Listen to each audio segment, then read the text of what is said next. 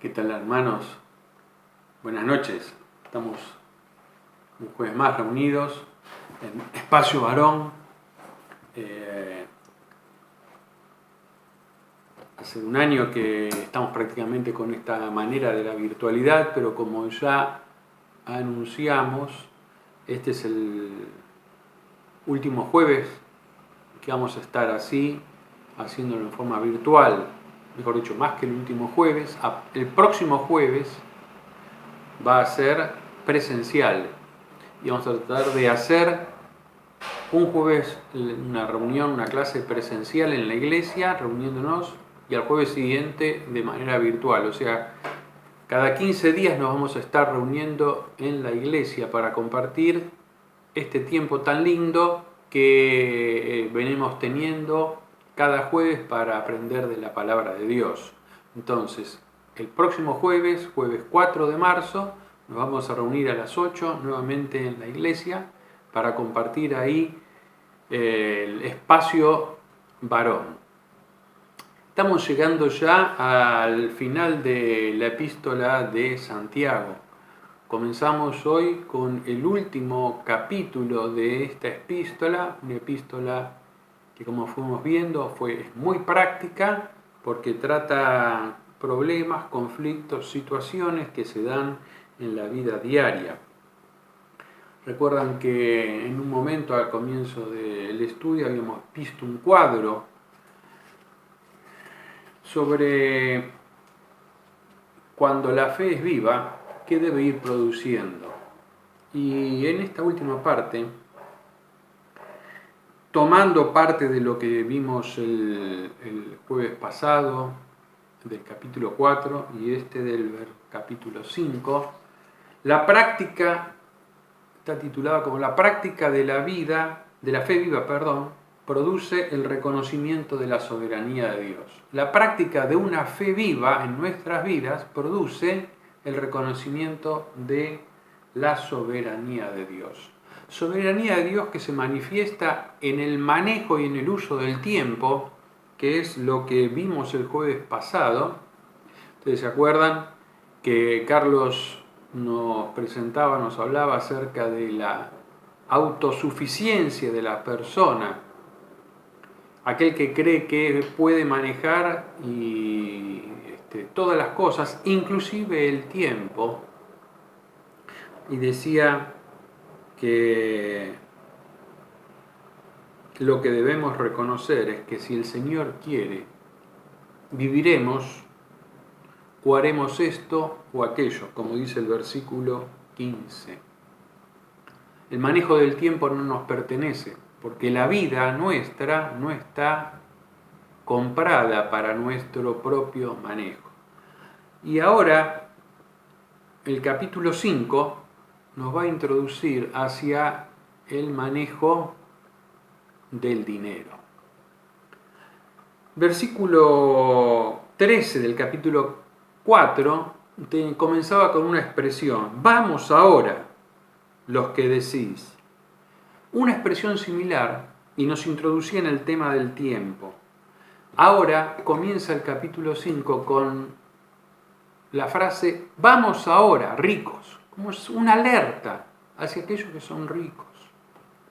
Vamos a ir a leer la palabra de Dios. Santiago capítulo 5, versículos 1 al 6 son los que vamos a estar viendo y analizando en el día de hoy. Leemos. Dice, vamos ahora, ricos, llorad y aullad por las miserias que os vendrán. Vuestras riquezas están podridas y vuestras ropas están comidas de polilla. Vuestro oro y plata están enmohecidos, y su moho testificará contra vosotros, y devorará del todo vuestras carnes como fuego. Habéis acumulado tesoros para los días postreros.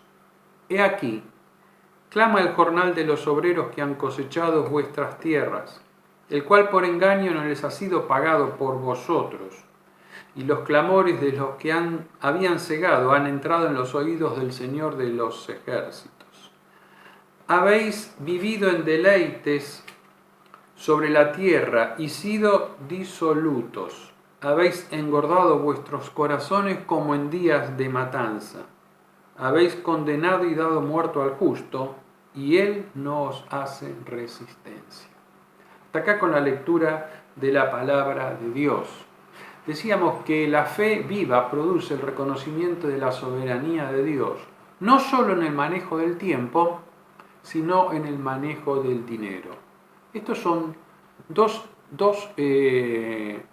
cosas, dos ítems que parece que están bajo nuestro propio arbitrio.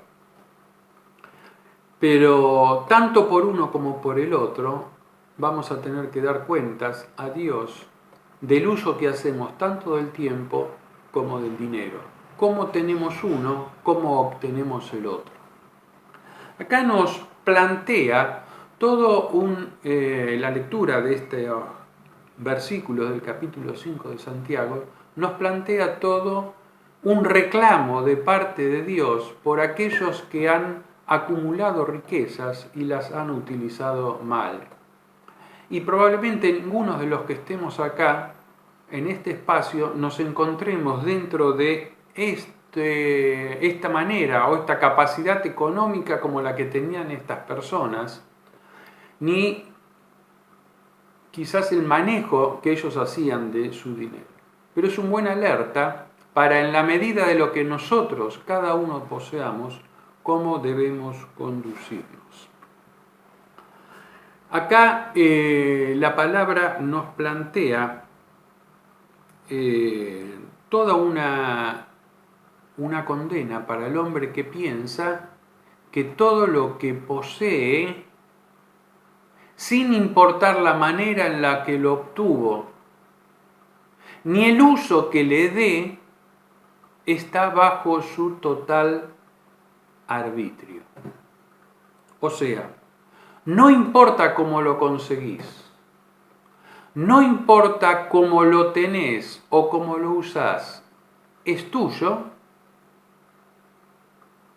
y no le debes rendir cuenta a nadie de cómo lo manejes. Santiago les habla a los ricos, a aquellos que piensan que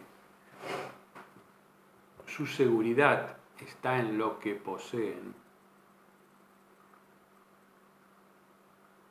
Digamos que no solo hay que ser muy rico, extremadamente rico para pensar esto, sino que muchas personas consideran que su seguridad está en aquello que tienen guardado, acumulado en bienes materiales, otros quizás en sus capacidades personales.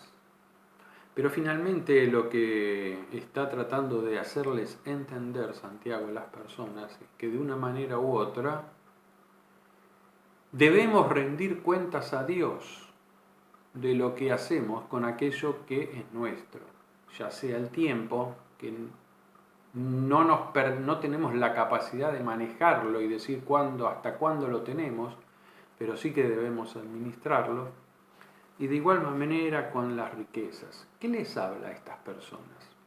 Les dice, miren, vuestra seguridad está en lo que tienen, pero saben que todo eso que ustedes tienen puede desmoronarse, puede desaparecer, puede desintegrarse rápidamente y vuestra seguridad, supuesta seguridad, desaparecer. ¿Sí? En la época en que escribía Santiago, la riqueza de las personas estaba dada por el oro que tenían, por la plata que tenían, por los vestidos que tenían, los ropajes, por los alimentos que tenían guardados. Y de una manera u otra, Santiago trata de mostrarle a ellos que esa acumulación que ellos están teniendo resulta inútil para el día postrero, para el día en el cual hay que enfrentarse a Dios. Finalmente, las riquezas en un momento u otro pueden desintegrarse. Más de uno habrá ido a su lugar donde tenía guardada todo su trigo, todo su maíz, todo aquello que había cosechado, y se habrá encontrado que el moho había provocado que esa semilla no perdiese. Ustedes saben que cuando se hace la prueba, cuando van a vender semilla, se cala la semilla, o sea, se toman muestras de la semilla, se la estudia, se la analiza, y muchas veces la pérdida de calidad de la semilla va haciendo que ésta pierda valor, hasta que finalmente quizás todo aquello que está podrido se termina desechando. Dice, vuestras riquezas están podridas, o sea, sus granos, todo aquello que guardaron está podrido. Vuestra ropa está comida por la polilla. ¿Cuántas veces abrimos el placar de nuestra casa y ropa que hace tiempo que no usábamos, que tenemos ahí guardada, la encontramos que está con algún agujerito, alguna vez se metió la polilla y nos comió la prenda y la tuvimos que desechar? El oro y la plata también se enmohecían. ¿Qué quería decirles acá? La acumulación es tan grande de que no terminan consumiendo nunca en su vida las riquezas que han estado acobachando, metiéndolas. Hace poco, en nuestro país, andaban buscando riquezas escondidas por debajo de la tierra, por distintos lugares, riqueza que cuando no se puede mostrar, no se puede exhibir, no se puede utilizar, no tiene absolutamente ningún sentido a su acumulación. Esto es lo que les llama acá, la acumulación inútil no tiene ningún beneficio. Pero también hay otra cosa que les señala a estos ricos. La manera incorrecta de obtener la riqueza es algo condenable.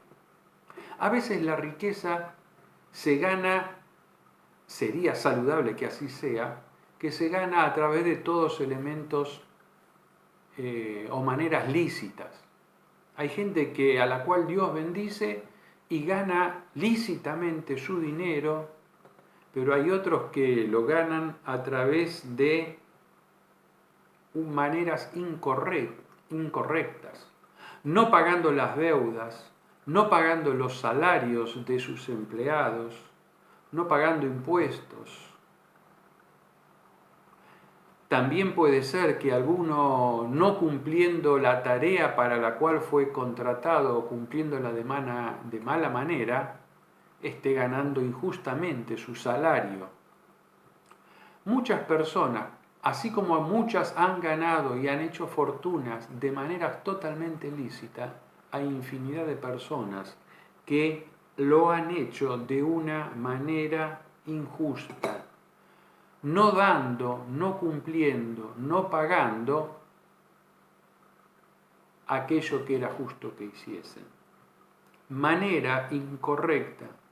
Se condena acá la acumulación inútil de la riqueza, una manera incorrecta de obtenerla, pero también se está condenando la manera en la cual gastamos nuestro dinero.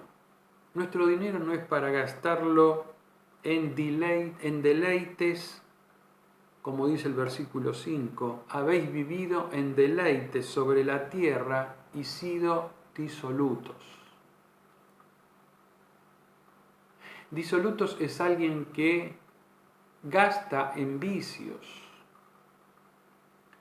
en deleites exagerados, despilfarrando la plata.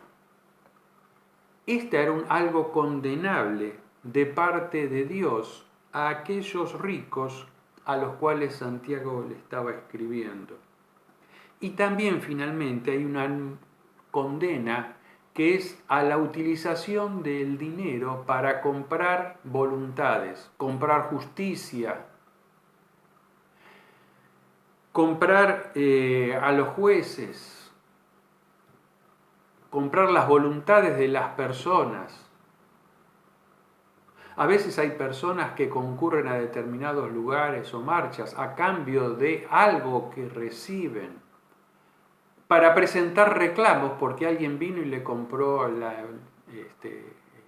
expresión de su voluntad. A veces se nos cuenta que en las votaciones se compra el voto de las personas.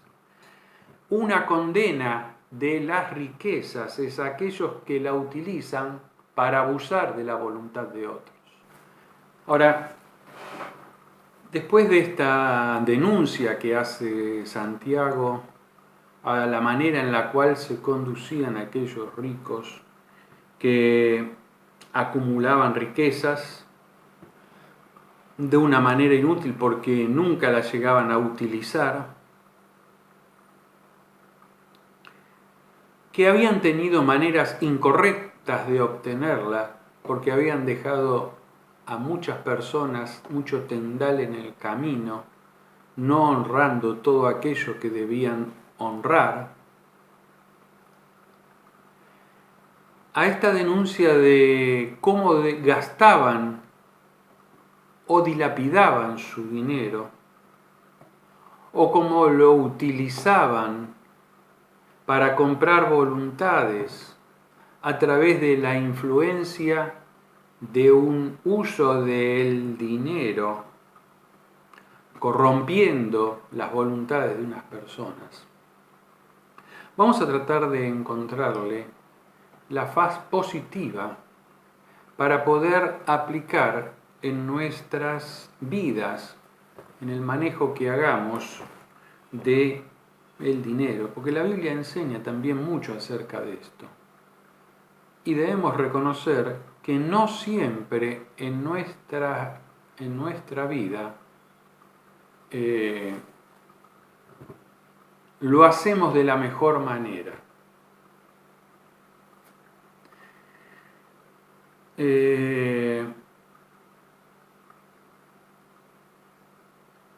La utilización del dinero o el tener el dinero o riquezas tienen que ser para ser utilizadas. No tiene sentido el acumularlas sin darle una utilidad, algo que produzca. A esta gente se le enmohecía, le perdían valor porque lo acumulaban y lo tenían metido en un lugar a la cual no le daban uso. Es cierto que la Biblia nos habla acerca del ahorro y es bueno el hacerlo, pero una cosa es el ahorro como un elemento para tener, digamos, algo hacia el futuro, el ahorro, y otra cosa totalmente distinta que hacían esto, que acumulaban de tal manera que el grano no lo vendían y se les echaba a perder, que las ropas tenían tantos que nunca las usaban y las apolillaban, sino que el sentido que tiene es el ponerlo, usarlo a través del tiempo. No gastar compulsivamente, no gastar por encima de lo que nuestra capacidad nos da, no gastar tratando de tener lo último que pueda aparecer, el último celular, el último televisor, el último coche. No gastar por encima de nuestras capacidades, pero no usar nada más que el dinero para nuestras propias necesidades o nuestros propios deleites, sino utilizarlo inclusive para ayudar a otros, a nuestro prójimo, a aquel que vemos, a nuestro hermano, que quizás a veces lo vemos en necesidad. Ayudarlos para el sostenimiento de la necesidad de algún hermano o conocidos. Sin lugar a dudas, muchos podemos dar testimonios de hermanos que en algún momento se han acercado a nuestra vida para ayudarnos, acompañarnos en momentos en los cuales quizás no lo estábamos pasando del todo bien. Estar mirando por el prójimo, por el próximo, y no solamente por nuestro propio interés.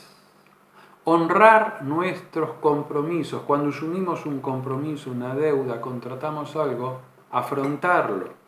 No como hacían estos, contrataban al jornalero, al obrero, que vivían de su jornal del día, trabajaban todo el día para juntar con el dinero como para poder vivir el día siguiente. Y se lo estiraban estos en el tiempo, sabiendo que eso era la necesidad del otro. Y a veces quizá descuidadamente o intencionalmente también, nosotros postergamos el pago de compromisos o deudas que podamos tener. No deberíamos hacerlo así. No deberíamos dilapidar nuestro dinero o utilizarlo para cosas que no son productivas. A veces, quizás hay personas que han perdido su dinero en el juego, en vicios. Lejos esté de cada uno de nosotros el hacerlo esto. Pero también tenemos que reflexionar en cuánto tiempo dedicamos para el desarrollo de nuestra actividad económica. A veces le dedicamos más tiempo que el que corresponde. A veces la necesidad hace que debamos tener, la necesidad económica hace que debamos tener un trabajo, 2 trabajos, estar durante mucho tiempo fuera de casa, pero a veces esto lo hacemos para cubrir o conseguir cosas que no son primordiales, no son principales, otras veces también como elemento para los cuales irnos o salir o tener compromisos que nos sacan de otras obligaciones, como son obligaciones respecto a estar con nuestra familia, a compartir con nuestra familia. Otras veces, todo el meternos dentro de una carrera atrás de unas necesidades económicas, a veces que son ciertas y otras muchas no tan ciertas, nos apartan en nuestra vida espiritual, del crecimiento espiritual, del conocer más acerca del Señor, de tener comunión con los hermanos, de participar en las reuniones, porque nuestro tiempo se nos va de entre las manos a través o atrás de las necesidades económicas. Cuando una fe es verdadera, produce el reconocimiento de la soberanía de Dios en la utilización del tiempo y también en la utilización del dinero. Además está decir que la Biblia no condena las riquezas. El Señor Jesús habló acerca de esto. No condenó las riquezas, pero sí el corazón del hombre que estaba fundado, basado en las riquezas, en la confianza que le daba las riquezas que tenía. Este es el alerta que debemos tener, no desviar nuestra confianza del Dios Todopoderoso. Por eso decíamos que la fe viva produce el reconocimiento de la soberanía de Dios. Nos relata el Evangelio de Lucas la parábola del rico insensato, aquel que había producido mucho su heredad, había tirado abajo los graneros y había dispuesto a hacer unos mucho más grandes para guardar ahí el producto de lo que había recogido. Y en el capítulo 12 de Lucas, donde está el relato de esta parábola, en el versículo 20, llega la reflexión que proviene de Dios. Dice, pero Dios le dijo, necio, esta noche vienen a pedirte tu alma, y lo que has provisto, ¿de quién será? Así es el que hace para sí tesoros y no es rico para con Dios. ¿De qué le valía a esta persona haber acumulado todas sus riquezas si no había resuelto su situación con Dios? o por el contrario, rechazaba y desconocía que en algún momento de la vida, en un momento del transcurrir, debemos presentarnos ante Dios. Y ahí no valen de nada las riquezas que hayamos acumulado.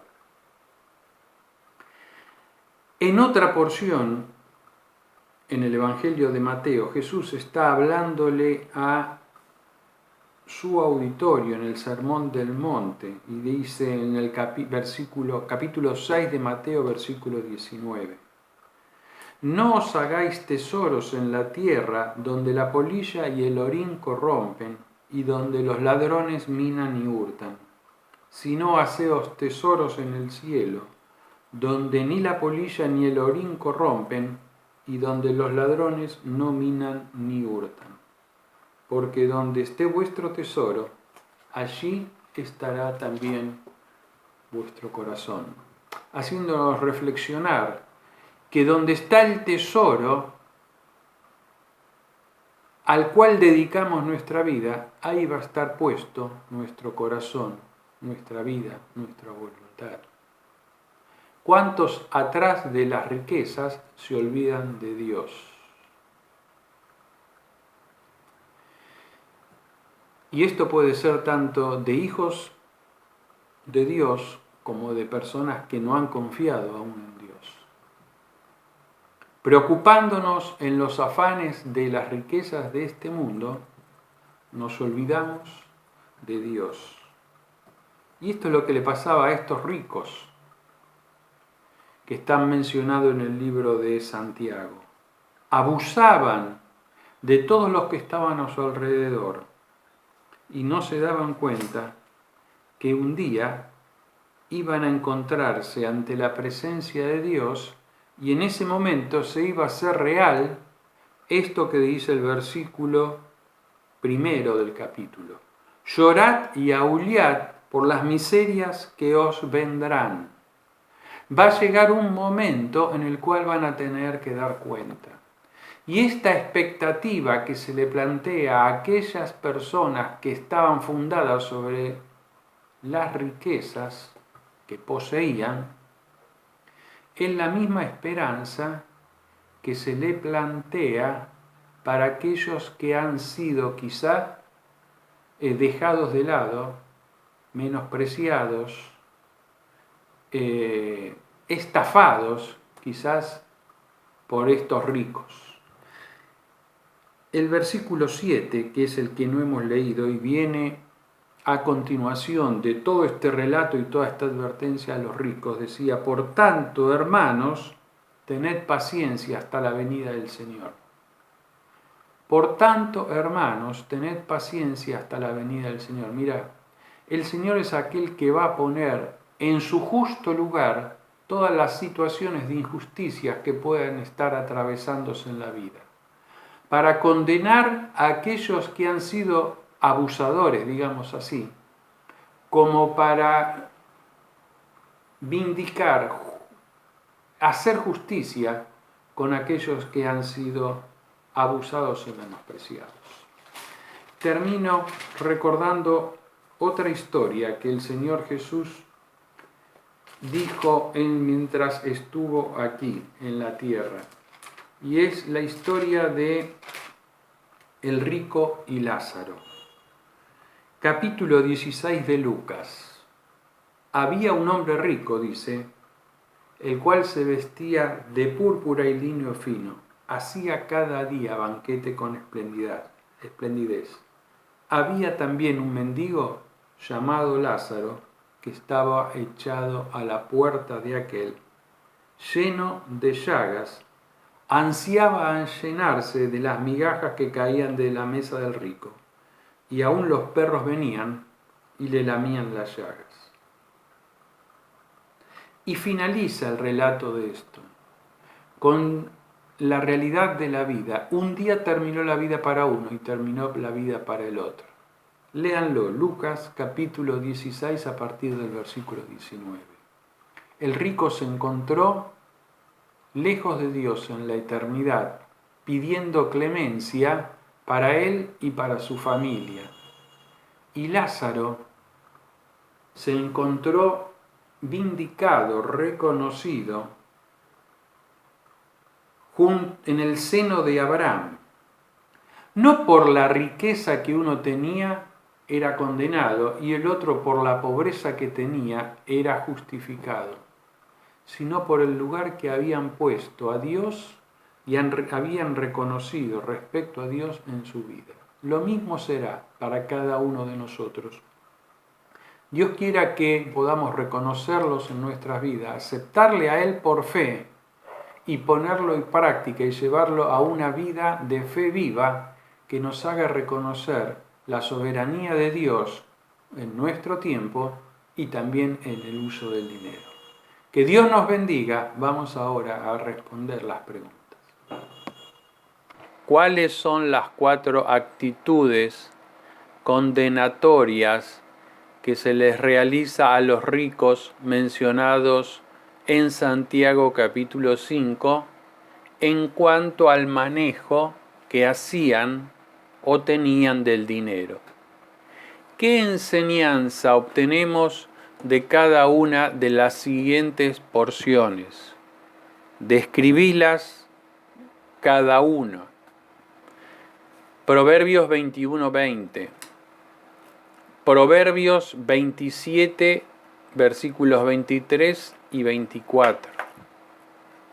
Proverbios 11, 24 al 26. Proverbios 23, 4. Y tercera Juan 2. Léelas, analízalas y anda contestando cada una en forma individual. ¿Cuál es la enseñanza que dio Jesús en el Sermón del Monte según Mateo capítulo 6 versículos 19 al 21? Y aprovechamos nuevamente para recordarles. Jueves 4 de marzo a las 20 horas retornamos al espacio varón presencial. Jueves 4 a las 20 horas nos encontramos todos en la iglesia con los protocolos correspondientes, barbijo, estar separados uno de los otros a distancia que corresponda, pero con el deseo de encontrarnos para comenzar una nueva manera de transcurrir espacio varón. Nos vemos.